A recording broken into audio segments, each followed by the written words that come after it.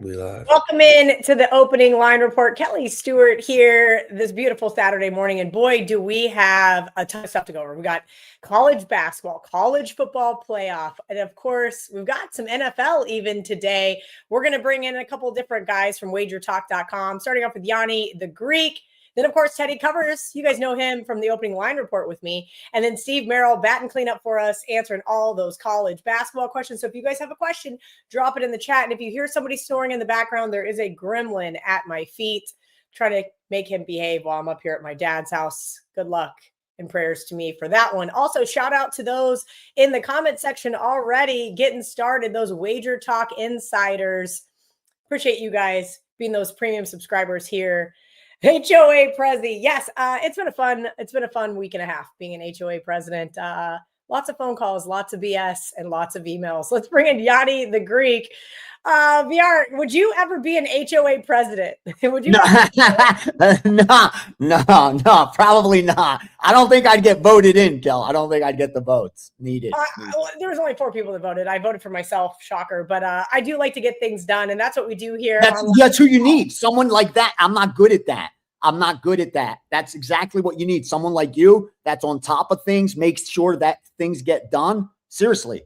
You're perfect. Make sure we get those sharp bets. Art DeCesar from the Westgate Superbook already sent me a text. I'm going to give you guys those bets, not only for college basketball, but also the college football playoff today. Vieira's going to codify some of those, but I'm going to let him go and just give you guys a preview of what this Saturday slate looks like. Vieira, we got college basketball, we got NFL, we got college football playoff. Anything else you guys are betting right now, right before Christmas? Yeah, well, real quickly, I just sent out a 4% play, and you guys can have it. It's my only NHL play so far, so no package or anything like that. It's Buffalo. We bet Buffalo Sabres. We bet them 3 different times, so I don't know if there's some injuries or what's going on. I'm doing the handicapping myself on the NHL. I don't even have power ratings for that. But, yeah, we bet Buffalo for minus 160. The last bet I just placed was at minus 174. So it was 3 different times, 160, 165, then 174. So I doubt it'll be there, probably about up to 180 at most of the sharp shops. So we're on Buffalo in the NHL. That's for the different smaller market sports. Now in the NFL, here's what we got. Let's just start off with the early game first, and that's Philadelphia and Washington. No surprise, books are going to end up needing Washington, mostly because of all the exotic risks. Ton of parlays and teasers with Philadelphia. One of the most heavily teased games already locking into Sunday's action. So they're using Philadelphia on moneyline parlays with Sunday and with teasers with Sunday's action. And again, if Washington could sneak in there and get a money line win, that would wipe out so much of the risk going into the later game. Because in the later game, there's two-way action. And it's no surprise. These two just played 2 weeks ago, really close game. And it's another coin flip type of game, mostly because of the injuries on the Green Bay side. Otherwise, power ratings reflect Green Bay should be the favorite.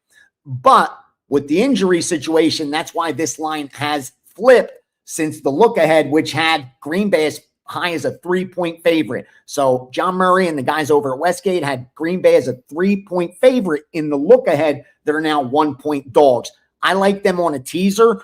They were at 1.5, 2 yesterday. I talked about that. I thought that offered a lot of value, especially when coupled with the fact the under got steamed. So it may not reflect that in the betting line, but the under is a very sharp move. There's just so much over money from recreational bettors that just help manage risk for the books. Otherwise, you'd be looking at probably a 44.5 on that total. So two-way action on the side, Green Bay and Chicago, over from the public, under from the wise guys. And then again, Philadelphia and Washington, no surprise, Philadelphia's the side from the public. Nothing yet on the total. They're betting it over as far as the recreational bettors. College football, playoff, first round. All 3 games getting bet over by the public. So regardless of whether they're taking the favorite or the dog, they're doing it with the over. They're teasing it with the over also. So they like all 3 overs. If you look at the totals on odds logic right now, you'll notice the market's not reflecting that. In fact, it's showing us the opposite. Oregon total opened at about 50 and a half. That's down to 46. Texas A&M and Miami opened at about 51 and a half, 52. That's down to 48. And even Mississippi and Tulane, which opened 57 and a half, it's sitting right there. So obviously, anytime that the total's moving up because of public money, there's some sharp betting the under. That's the side they like. That's usually the case anyway, but we're just looking at 3 independent standalone games, so the volume's a lot heavier. Sides, Oregon and Mississippi, both one-sided. No surprise. Like, they're betting Oregon and Mississippi blindly. The spread's irrelevant. It's the A&M and Miami game that you're seeing good two-way action now that it's sitting at that key number of 3. Anyone that could read the line will let you know Miami was the side that the Sharps took. As soon as the line opened, just like Oklahoma yesterday, they liked the Oklahoma side. That was one of the first ones that got steamed. Miami was one of the first that got steamed as well. They took them at 4, took them at 3.5. That's why you're looking at 3 right now. Personally, my power ratings show that Miami is the higher power rated team. So the rankings have Miami 10th and Texas A&M 7th. I have Texas A&M 17th, and I have the Hurricanes at like 13. So I have Miami as the better team. Again, when the market reflects it, I feel more confident. When it doesn't, I worry a little bit. Like, I stayed off of Alabama yesterday because my numbers showed Alabama was the side, but I had to respect the market, which made Oklahoma go-to favorite. So I kind of sat that one out. But here, my numbers and what the market's doing do support each other as far as the Miami side. So sorry not to go long. And finally, in the FCS playoffs, Illinois State got steamed. They were actually a dog. They're now the favorite. But we're showing a little take back because that was up to like 2.5 yesterday. It's back down to 1.5. So sorry not to go off on my rants, Kel, but just want to cover the college football and NFL for you guys with some detail. No, absolutely. VR, we love these rants, and that's because we get tons of good information. I was waiting to jump in until after we had at least 100 likes from the YouTube channel and at least 1,000 people watching live, which we are here. We're going to get into all of those questions, whether it's college football playoffs, NFL with Teddy Covers. We're going to get into college basketball questions with Steve Merrill. VR, I have a question for you, though. You mentioned the Eagles, and then Art DeCesar said, the Eagles, they're going to need the Redskins because of all the Eagles teasers and, of course, money line bets. I am kind of in a conundrum. I have one survivor, one little tiny survivor, not the big money league, but still $100,000 to the winner. It is a double pick week through the rest of the season. I got Houston. That's easy. That's a no-brainer. I love Houston anyway this week, the Raiders versus that defense. My second option is the Eagles, but I don't like taking those divisional road favorites. And then my third option is the Saints against the Jets. If you had to pick, would you take the Eagles on the road in the division or the Saints to get a third win in a row? All right. Eagles power rated. I have them as 8-point favorites on a neutral. Okay. 8-point favorites on a neutral. The Saints are, who are they playing again? Saints and the Jets. So it's at New Orleans. That one I have New Orleans, 5, add 2 to that. So they're -3, and the Jets. New Orleans should be a 3.5-point favorite on a neutral. 3.5, 4. Add in the home field.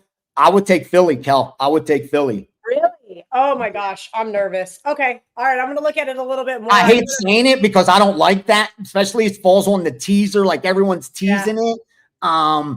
But just because of what the power ratings show, that I think if the Eagles don't cover, I think they have the higher probability of winning that game. And looking at the Saints public action here and how the line moves, I would go Eagles. I would go Eagles, Cal. I would go Eagles with no regret. Eagles once again.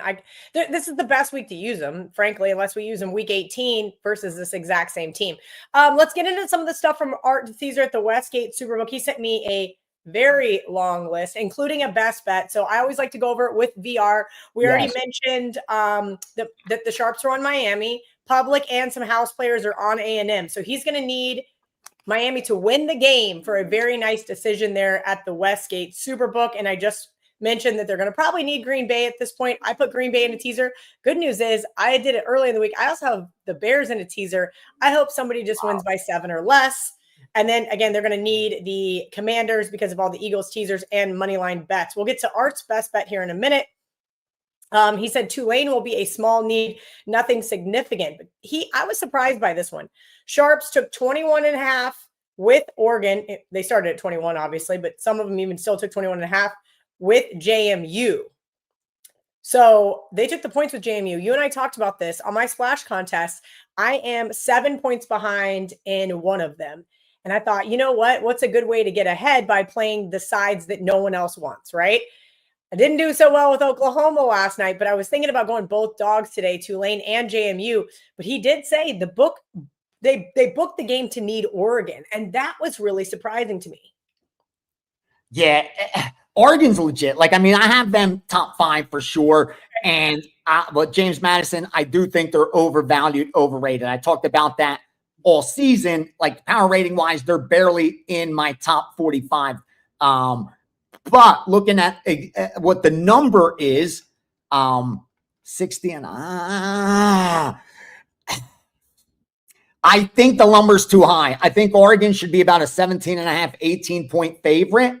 And I think that's why they're taking the 21 on James Madison. But the Tulane, Mississippi line, I do think is warranted because of where it's being played. I don't give them like a full home field advantage, but being in Mississippi, got it shaded a little bit. And I actually used Tulane on bet on it because that was the one dog that was actually sticking out there. And even power rating wise, I thought it had a little bit of, a line value. But looking at it today and seeing that the sharp money did take James Madison, I like it as well at 3 touchdowns. Because again, for James Madison, this is a free roll. They didn't come into the season expecting to win a national championship. Like, now getting to the playoffs, winning their conference, getting to the playoffs, now they get to play Oregon, and all they have to do is try to show up and not get blown out. Like, that to them is their goal. So they're going to give you 60 minutes of effort. For Oregon, style points don't matter anymore. You're in it now. You don't have to win by 60 points. You have to win and stay healthy for who's up next. So I don't think Oregon has any reason, if they're up 4 touchdowns, to go up 6 touchdowns. I don't. Where I do think James Madison, if they're down 4 touchdowns, they are motivated to cut it to 2 touchdowns, like to have some respect on that final score. That's where I think the back door stays open for these big dogs, kind of like we see during March Madness, where, the Cinderella story doesn't ever really come to fruition. But in the first round, some of those teams are just so happy to be there. And the number 1 ranked team, they just want to move on to the next game. And I think we may get that from Oregon today. At 3 touchdowns, I like the dog there. I do like Tulane a little bit also, but I just don't have real value power rating wise. And like I said, with Miami, I agree with it also. I think they're the better team. And I thought A&M all season, I've been waiting for them to get exposed.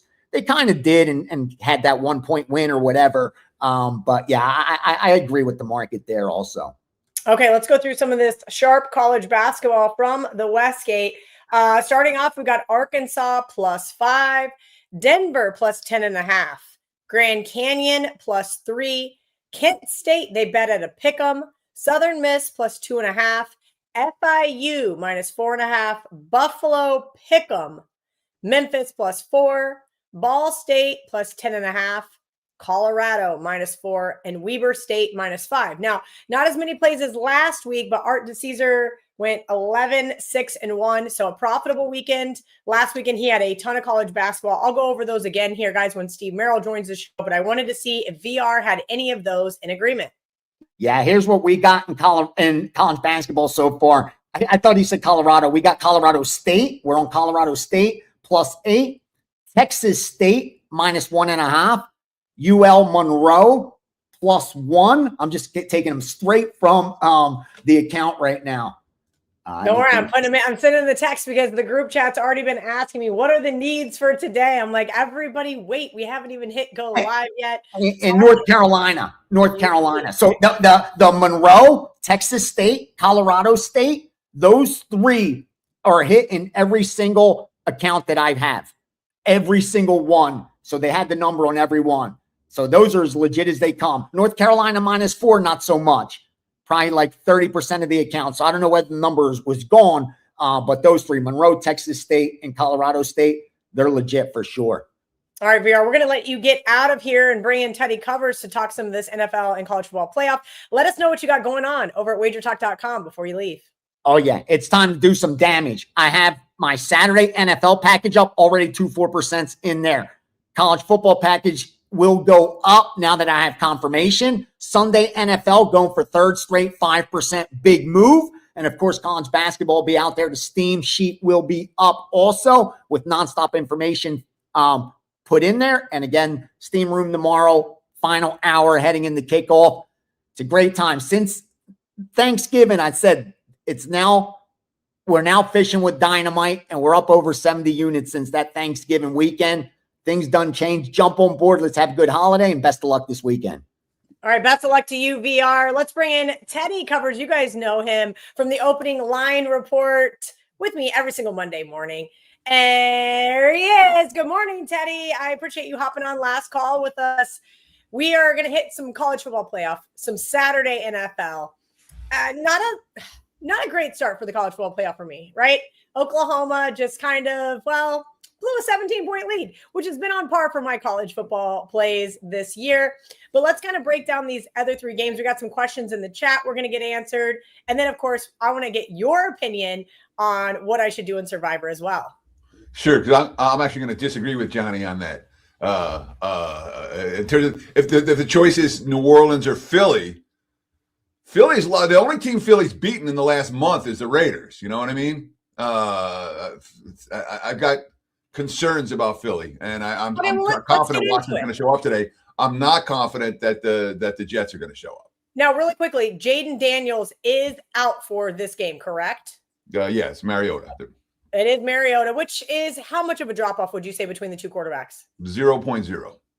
And that's what I was afraid you were going to say. So here we are, and I have some genuine concerns. I did see that one of the guys who has previously cashed in Survivor did play the Saints. I think it was on one of the Twitter accounts I follow, like Last Man Standing or one of those.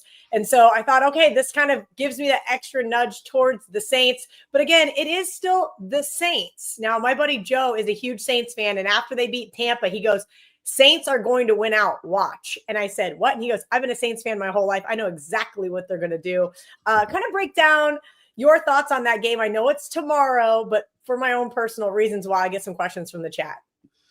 So the Jets have been no-shows. I mean, the last 2 weeks, they've been flat out no-shows. And when we look at the Jets' defensive injury report, they're going to have problems moving forward. And we've seen each of the last 2 weeks, Jets opponent has scored touchdowns in their first 3 drives of the game, and when you're giving up 21 points, by midway through the second, the Jets aren't going to come back from a lot of deficits like that. It's just not in their MO. The concern here for the Saints is back-to-back division wins. Is this an exhale spot? But when you have a first-year, first-time head coach, when you have a rookie QB, and Tyler Shuck is not your standard rookie QB, all right? This is a guy who doesn't have Super Bowl upside, but he does have win now upside. What did he play? 6 years in college, 7 years in college? Felt like Shuck was there. We played at 3 different schools before he was done. He's 26, 27 years old. As a rookie, he's a notch or two ahead of a lot of the other guys because he's had so much collegiate experience. Now, is Shuck going to be a Pro Bowl quarterback? No. Is Shuck a quarterback you want on your team at the tail end of a bad season to give you a chance to win a game? Yes. So yeah, it'd be Saints for me in that department. And it's also worth noting the books are really going to need Washington in that ball game, and they're not likely to need New York the same way or New Orleans the same way. And that's after Art sent that kind of codified it, which I thought, hey, of course, everybody's going to want to tease the Eagles, 6.5 point favorite bouncing around here on the odds logic screen. All right, let's see what we've got for questions in the chat. If you guys have Saturday NFL, you got to wait for Sunday NFL tomorrow. Or if you have any college football playoff questions, we're going to answer those now. If you have college basketball, we're going to save those for our guy, Steve Merrill, at the end of the show. I got a Frenchie on my hip. Don't mind me. It's not me snorting, guys. I promise. Let's see what we got here for questions in the chat in regards to today's college football. Okay, let's go right here. Look ahead. Alabama is IU is I don't know what to make of Indiana, Bama. I don't know what to make of Bama. Teddy, let's talk about that. Did you think yesterday was a fraudulent win by Alabama? Did Oklahoma just absolutely choke away that game? I'm not going to lie. After the punt mishap and then the pick six, I said, I'm going to bed.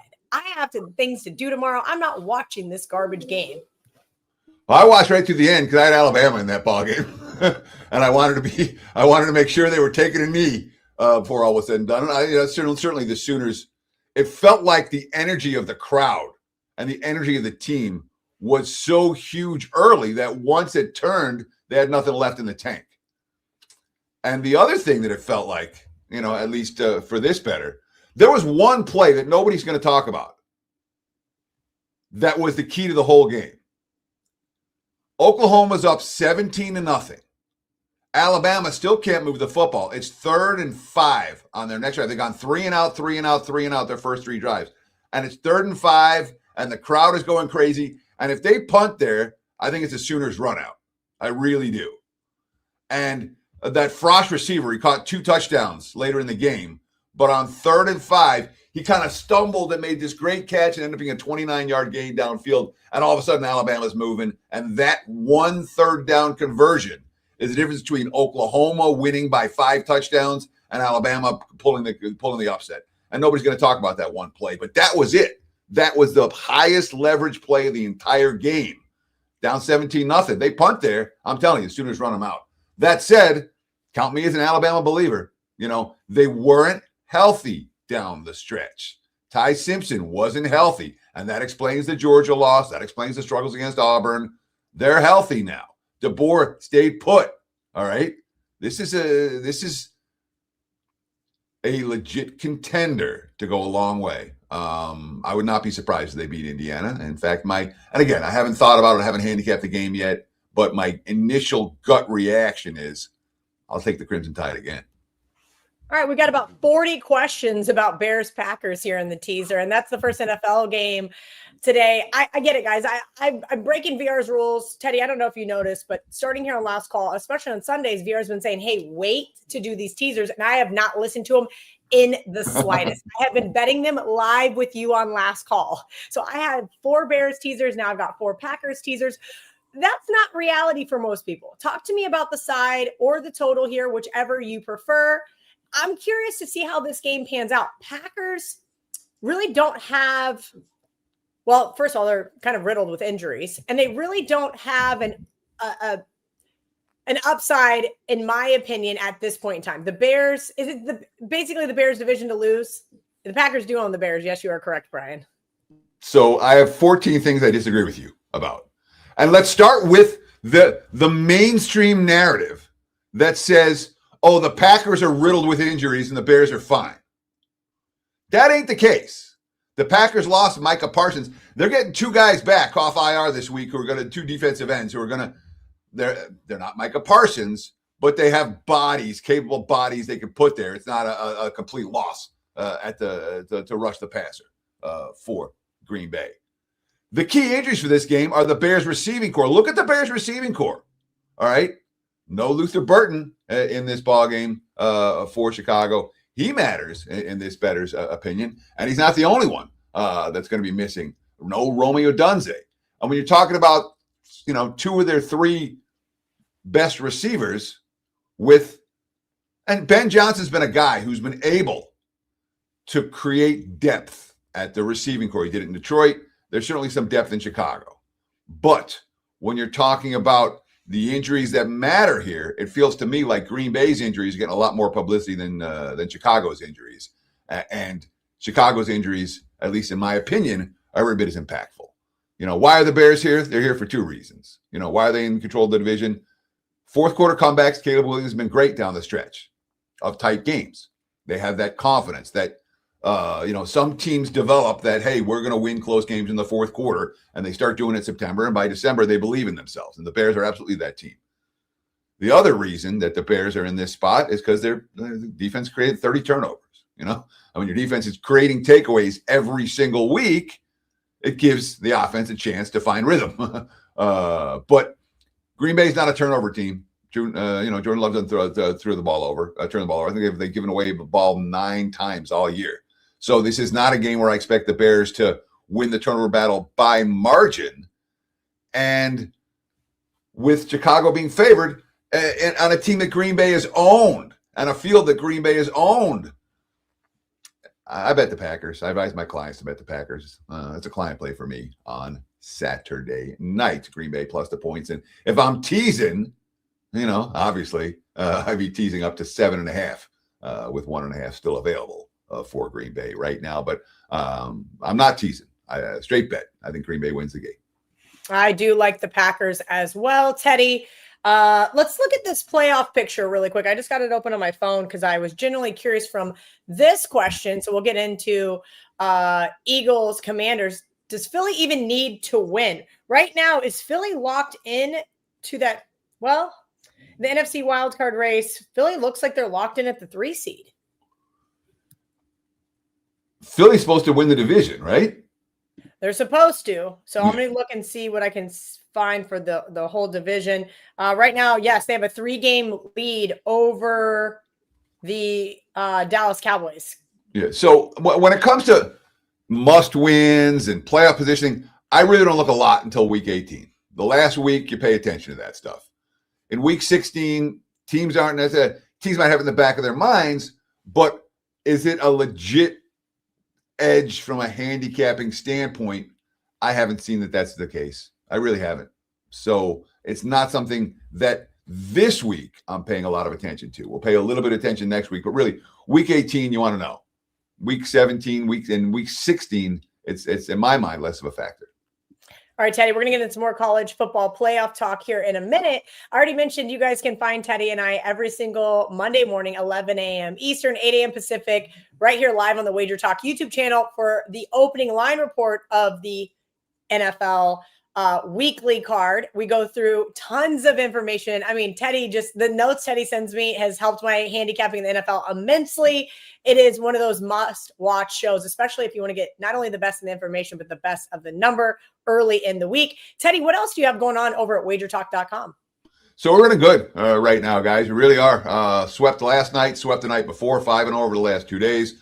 The NFL has been great the last couple of weeks. 7-1, 88% NFL run. All sports, I think it's 18-8 now over the last 2 weeks.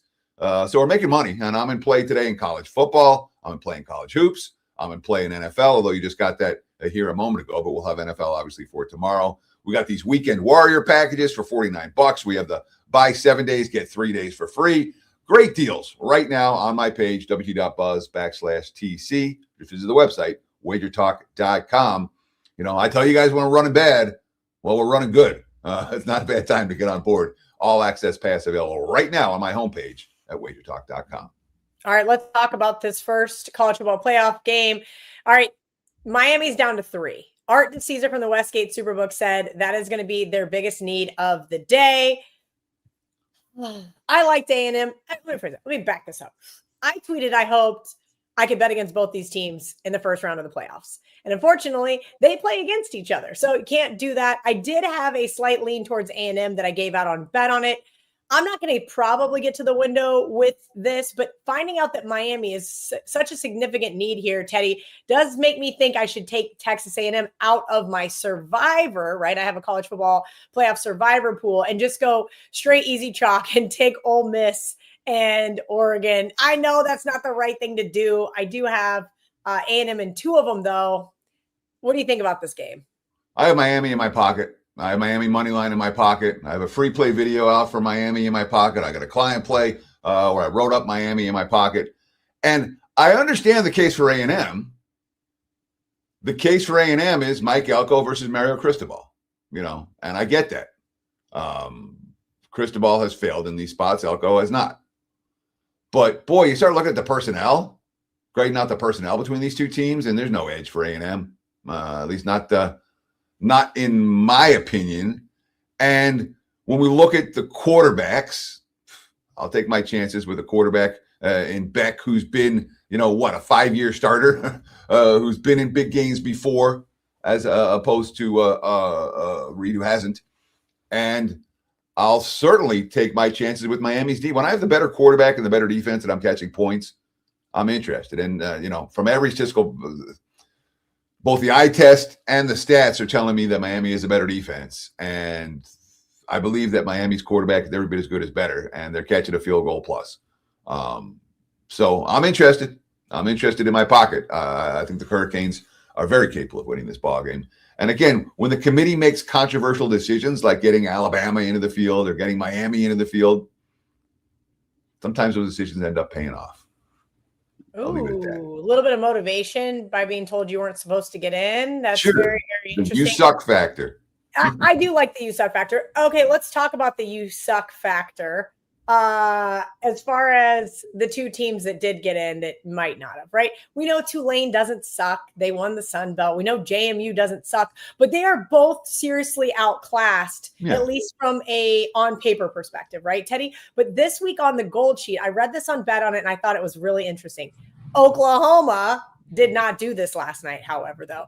All 4 home teams last year during the college football playoff not only won, but won by a margin of 19.3 points per game. Mm-hmm. So that was a really interesting one. And when they were up 17-0, I thought, oh boy, this stat may stay alive. However, that includes JMU maybe catching a few too many points. Let's talk about both Tulane and JMU and whether you could get to the window with either one of these teams, or if you think you got to lay it or don't play it. So the answer, will I get to win to the betting window with Tulane or James Madison, is very simple. I'm going to say this as clearly as I can. Hell no. Okay, these teams are outclassed. All right, both of them. All right, I heard Gianni talking earlier about, if Oregon's up 4 touchdowns, they're not going to be motivated to go up 5. They're playing at home in front of a raucous crowd against a demoralized opponent that's down 4 touchdowns. They may not have a chance. Nothing going to be, let's just run the ball 3 times in the middle and punt.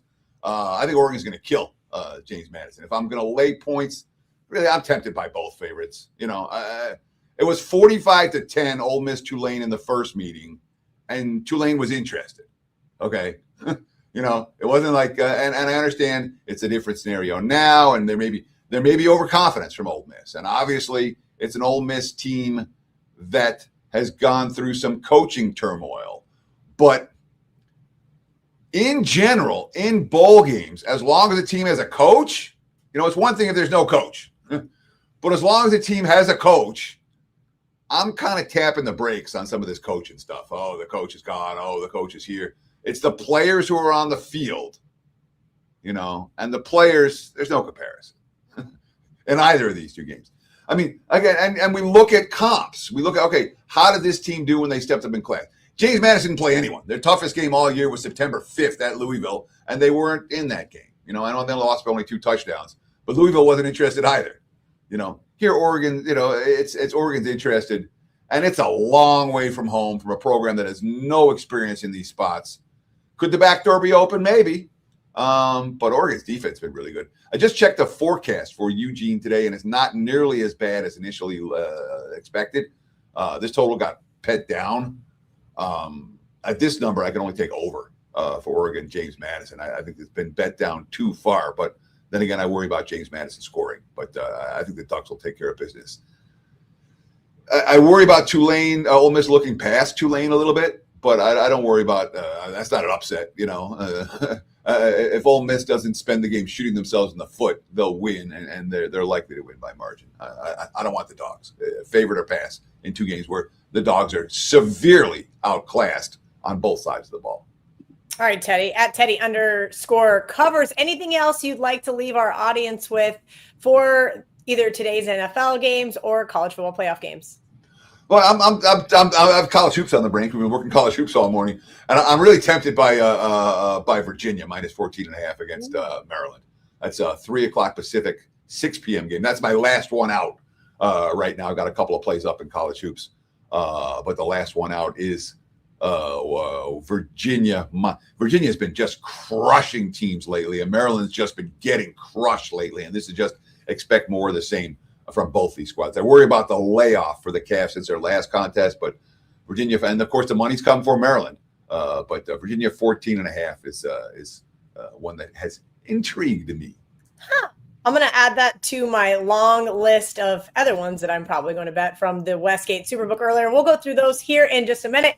Teddy, I will see. There you go. Trent's on A&M. If anybody wanted to know, he joined me on Oklahoma last night and then made fun of it. And subsequently, Alabama just absolutely rolled after that moment. John Murray did too, by the way. I've been calling him Murray the Mush all morning, so he and I are not speaking as well. It is just, I get a little angry when people mush the side that I'm on. Teddy Covers is the best. We'll see you Monday morning, bright and early, right here for week 17 of the NFL. All right, guys, we got about 15 to 18 minutes with Steve Merrill, and we're going to get through all of your college basketball questions. Merrill, I want to bring you in because you live in the great state of Virginia or Maryland, one of the two. I can't remember, but I know it's over there somewhere.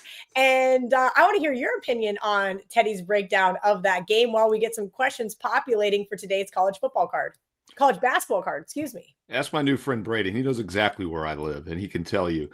Good to see you, Kelly, in person. And, yeah, it's a huge card here. We also got 2 NFL games, NBA. I mean, we got 4 major sports going in full swing, everything but baseball here on Saturday. UVA is obviously an interesting team because Tony Bennett last season in October, about 2 weeks before the season started, all of a sudden retires, steps down. And, a lot of times when that happens, you're like, there's a controversy, something's going on. Now, he was just fed up with the atmosphere of modern college basketball, the NIL, the transfer portal, all that junk. And I think the reason he did it at the last moment is because he wanted his assistant coach to get a shot to run the team, which he did last year, but it didn't go great. Ryan Odom, the VCU coach, is now the new Virginia coach this season. And Virginia is off to a 9-1 start. As Teddy said, they're playing Maryland today. I've got about a projected like a 17-point win, and this isn't your slow-down Virginia team like in years past. So they've been routinely putting up 85, 90 points on average this season.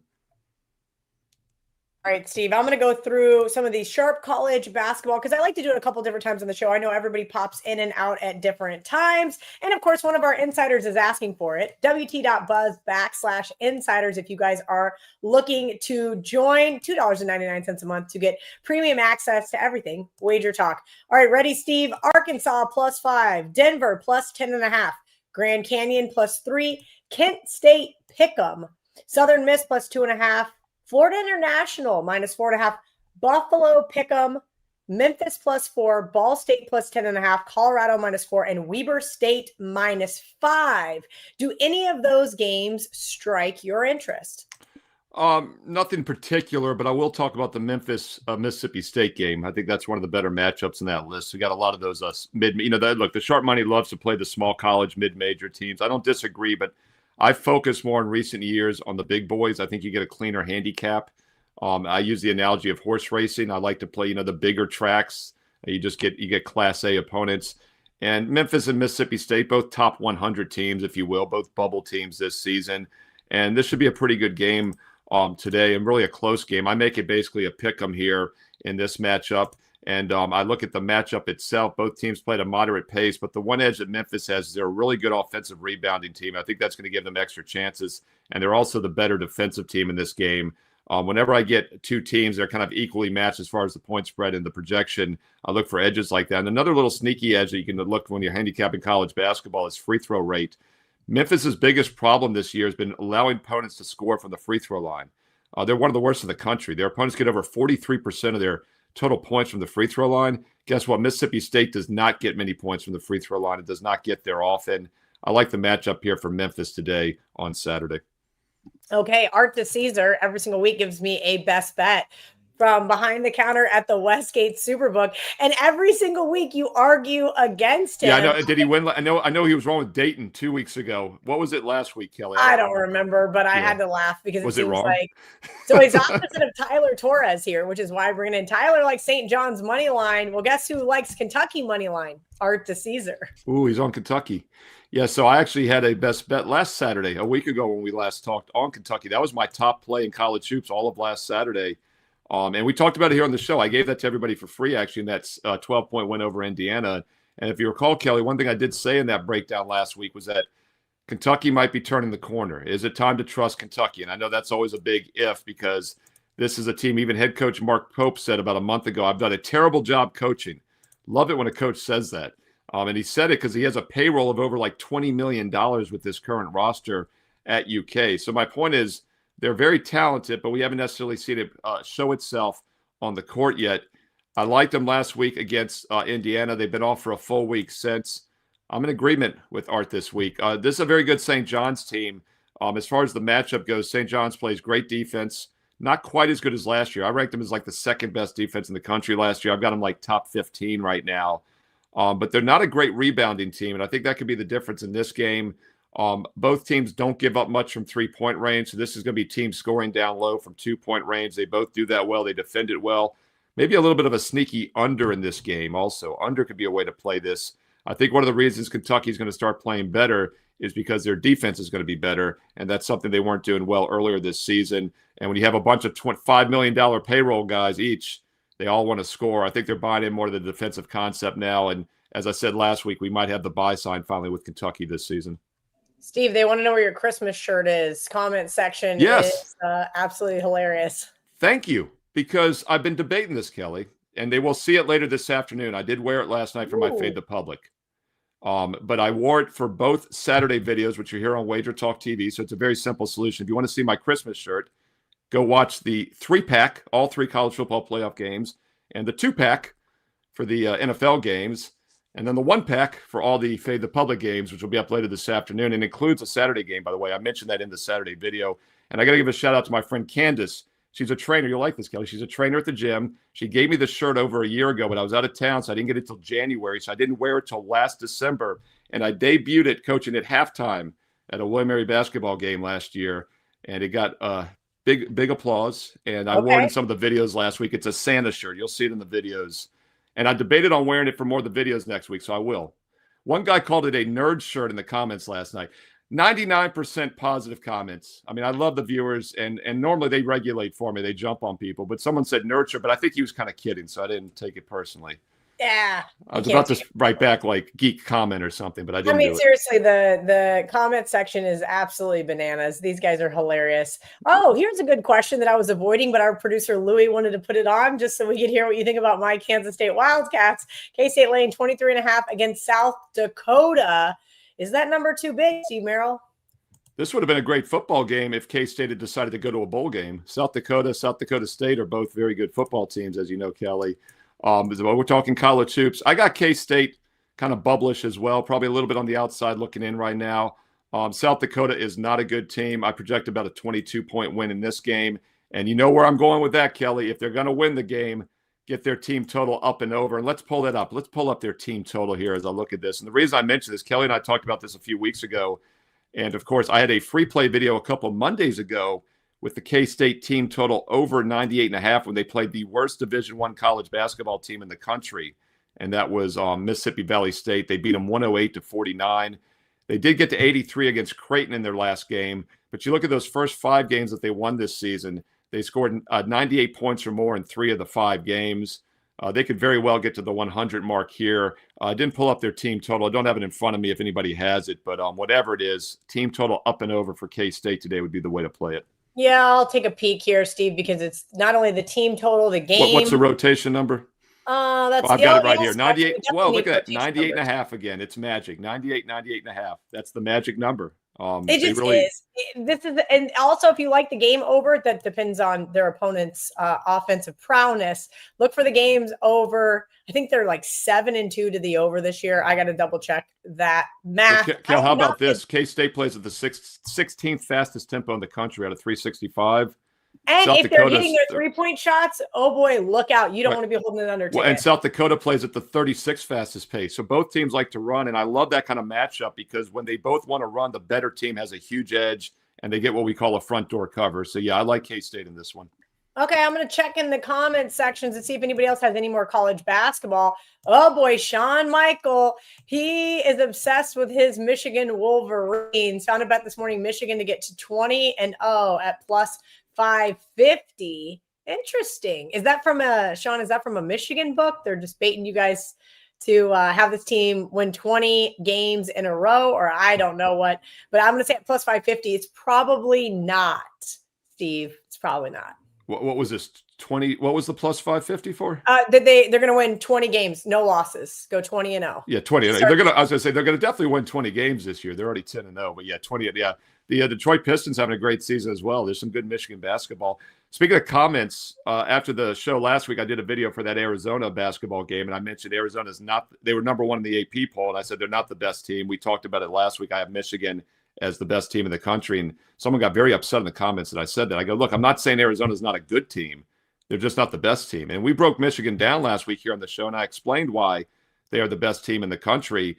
They are a dominant defensive team this season, and I project probably a high 30, maybe even a 40-point win in this one against LaSalle, who is not a good team. LaSalle, not a good offensive team. And we talk a lot about this when laying big numbers in college football.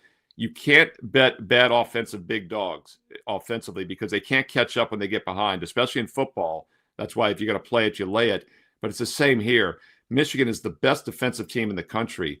How good are they defensively? Well, they have the number 1 2-point defense in the country. They give up only 38.5% from 2-point range. They have the second best 2-point offense, 65%, which means they get easy baskets all game long down low with their size, and the other team can't score. And then you've got LaSalle, who's one of the worst 2-point offenses in the nation. LaSalle team total under makes a lot of sense in this one. And once again, I don't have it in front of me. What's the rotation number on this one, Kelly? I apologize, Steve. I already closed out my odds logic. That's all right. That's all right. I'll scroll. But I like LaSalle team total under in this one because I just don't see how they're going to score in this game down low.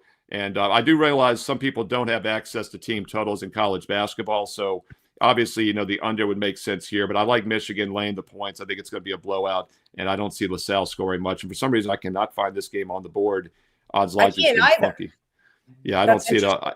I will say odds logic was glitching for me earlier today, so maybe we need to reset. Let's pivot to a couple more questions before we get you out of here. Is Georgia a real top 25 team for usual, or does the month of January show us who they really are? I didn't think they were a top 25 team last year, and then they got into SEC play and they just got slaughtered. Let's talk about this Georgia team here, Steve, and kind of your thoughts on them or any other team in the SEC as far as some maybe futures value. Yeah, I mean, they haven't really been tested this season. The only good team they've played this year happens to be their only loss, and that was against Clemson, but it was in overtime, so it went down to the wire. Florida State, not that great. I know they blew them out, but they really haven't beaten any. Maybe Cincinnati.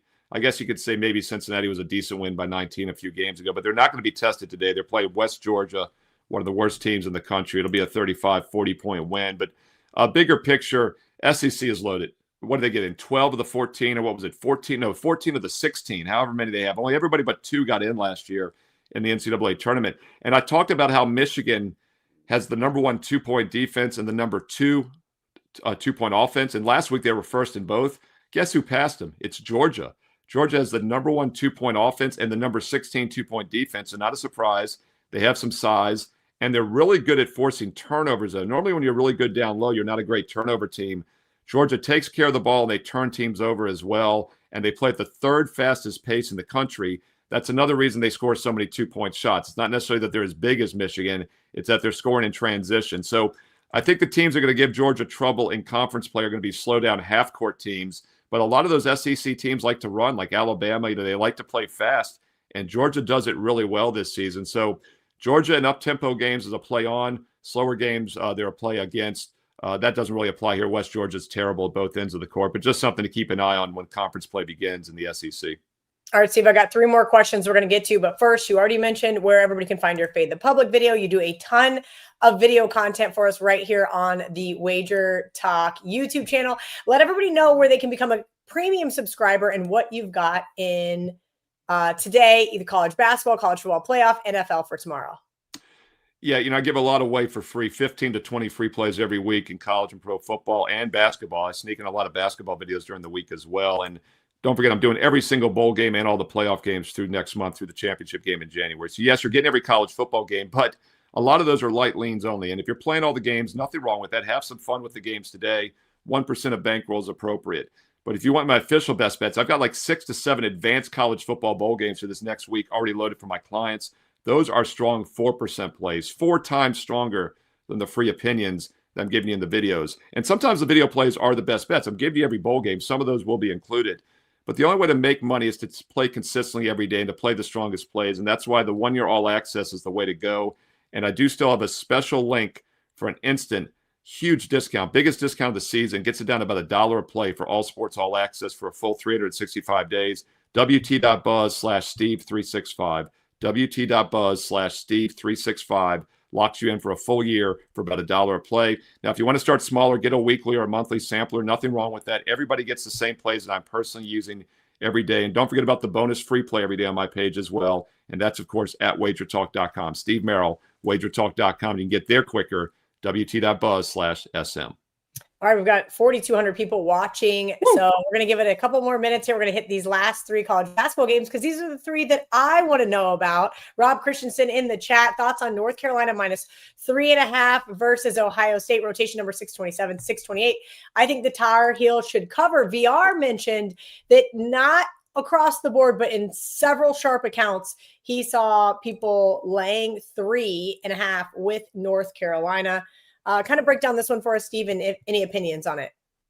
Yes, I missed out with Ohio State about a week ago. Thought they were a live home dog against Illinois. As I told you last week, Illinois is a team I just didn't have a good feel for this season. I rate North Carolina as the better squad in this game, but not by much. Maybe a few points better overall this season in my power ratings. And this game is in Atlanta, Georgia, by the way. It's a neutral court. So the line looks a little pricey here at 4 now. It was 3.5. It's hit 4 at a lot of locations. I think this one's going to go down to the wire. And as far as the matchup in this game, Ohio State, an excellent 2-point offense. North Carolina, one of the best 2-point defenses in the country. So that is the concern. And while I feel the line is a little high, I don't like the matchup for Ohio State. I actually like the under in this game. Opened 154.5. It's up to 158 now. I don't agree with that move. As I mentioned, I think North Carolina's 2-point defense matches up well here. I play the total here under 158 if you're going to attack this one at 3 Eastern. All right, Steve, right here off the top, 601, 602. Lots of questions here about Michigan State and if they can cover the 20 points against Oakland. I, in fact, even have one at 19.5 -105 available. Kind of break down this one that's tipping off here in about 8 minutes. Yeah, everyone's talking about Michigan and the Detroit Pistons, as I mentioned, but I still have Michigan State as one of the 10 best teams in the country in my power ratings. This is a really good squad that Izzo has once again this season. And not a surprise, Kelly. They're one of the best, maybe the best rebounding team in the country. And Oakland does not rebound well. So a lot of second chance points for Michigan State in this one. I project about a 19 to 20 point win. So I don't think there's a lot of line value. But if you're going to play it, I would lay it. And Oakland also has one of the worst 2-point defenses in the country. I think Michigan State's going to be able to score fairly easy in this game. And if you want to stay away from that big point spread, just once again, play the team total over 86.5 with Michigan State. All right. Anything you'd like to leave our audience with? Any other games that possibly might make your card or narrowly just missed? No, we touched on most of them in college hoops. I tread lightly this week in college hoops. A lot of teams have been off for the exam breaks. They have the holiday breaks. That's why it's a smaller card today than we normally see. But as I mentioned with like Kansas State or Michigan State, I really like starting to utilize team totals. I don't release them to my clients because a lot of books don't have the numbers still. So, I want to use games that are universally available to everybody. But I think a sneaky way to play these big point spread games like Michigan State or Kansas State today, and they both go here in about 10 minutes, by the way, at noon Eastern, is to utilize those team totals because they usually, if it's going to be a blowout, they get up and over, and it's just a good way to hedge. You can play half of it on the team total, half on the point spread, have a little bit of a hedge going. All right, Steve Merrill is the best. You know who else is the best? The comment sections. I apologize for any of the spam bots. Between Louie and I, we're trying to get these people under control. Clearly, it's all AI or some godforsaken person on the other side of the world. But we love you guys. So thank you for the patience. Thank you to Steve Merrill. Give him a follow at Steve Merrill on social media. And of course, you can catch all of his free content right here on the WagerTalk YouTube channel. Shout out to those WagerTalk insiders, WT.buzz/insiders, $2.99 a month. Gets you all sorts of premium access, including things like Steve Merrill's Fade the Public video. It's already out for those insiders. It'll be out for the rest of you guys here shortly. Shout out to VR for his time, Teddy covers, and of course, shout out to all of you guys for hanging out with us here on this beautiful Saturday morning. As VR likes to say, I hope you cash them, don't trash them.